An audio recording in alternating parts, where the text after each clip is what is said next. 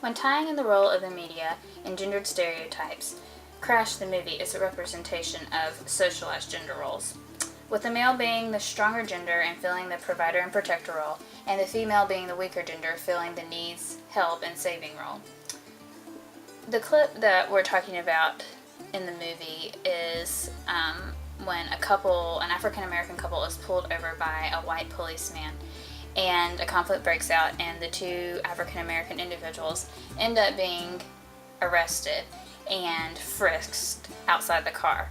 And the white male policeman frisked the African-American female in a very frisky way, and the couple in the car is married.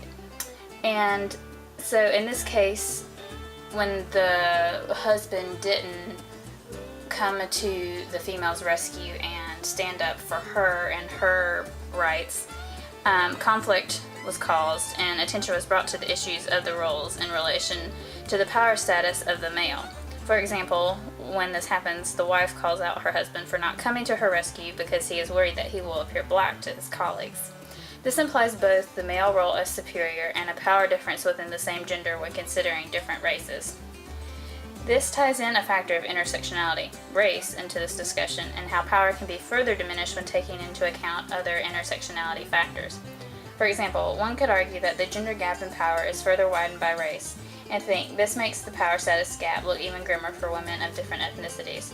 Therefore, perspectives such as the womanist perspective are needed to help bridge the gap. The womanist perspective can be used to counteract the gendered power oppression due to race and privilege.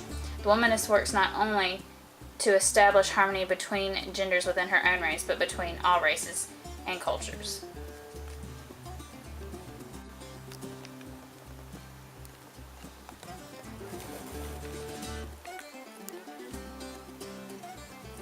The role of the media in this socialization process is also evident to children, whether they realize it or not. Think back to your younger years and the toys we played with. Take Legos as an example. The blue and gray colors were geared towards boys, as they were saving the Lego town from demise. While the Legos geared towards females are pink, purple, and focus on leisurely activities. Baking brownies versus saving the Lego town does have a difference in danger as well, and therefore associating the male gender with protecting the city from danger. I guess one could argue that a fire could break out at any second when baking brownies. Prince Charming saves Sleeping Beauty from an eternal sleep by a kiss. And Snow White too. Not to mention Cinderella, and the list goes on. But let's farther break it down in regards to intersectionality. Think about race. Both the princesses and the princes of many of the traditional fairy tale stories are considered to be feminine and fair-skinned, and the princes have masculine features and are fair-skinned as well. Aladdin is one of the few characters that is another race than Caucasian. Pocahontas, the Indian princess, defied the typical princess stereotypes, just as some of the newer Disney products are geared toward presenting independent and strong women, like Entangled and Brave. These are only a few of the many examples, which is somewhat depressing. The socialization process of the male gender as a more masculinized role and the female gender as a more feminine role is widely present throughout our society. Caregivers play a role in the formation of the male as the protector and the female as the protected.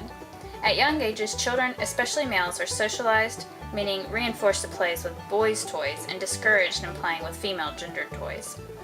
Therefore, there is a stigma associated with anything against the norm.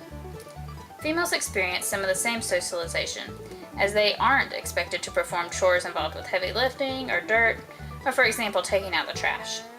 Also, females are encouraged to be more emotionally expressive, which adds another layer to the power differential.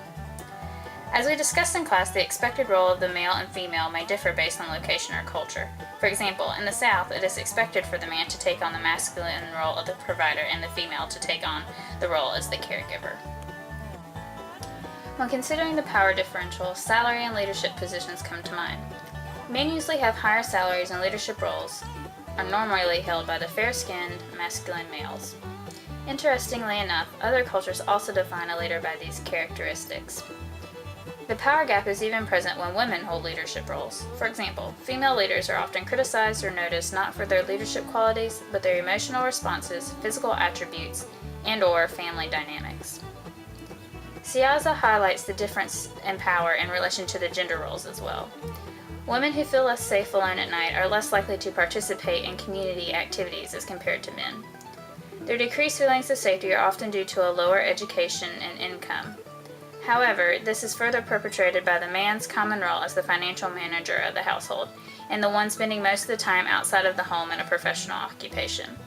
Therefore, this heightened status is likely to encourage participation in political activism and allow them to feel safer in nighttime settings. Siaza argues that these differential characteristics may be related to women's decreased participation in political and leadership roles, therefore widening the gap. Also, because men are less likely to see themselves as victims of sexual violence, these issues are less likely to be included in routine democratic and legal discussions and decisions, meaning these issues could potentially become stagnant without activists such as feminists. In other cultures, similar patterns are present. However, the gender gap in power is often greater, as many women only gain status once they become married. The only way to prevent these stereotypical roles from forming is to promote self-awareness on how many actions that we partake in on a daily basis that can further preserve these stereotypes, including the type of language we use. These values are deeply ingrained within our society and can be easily understood based on our previous discussion of socialization. So how is this related to our study? In tying it all together, you can see in our study the prevalence of the stereotype of the male as the protector and the female as the protected. And this is just on a college campus. So what can we do about it?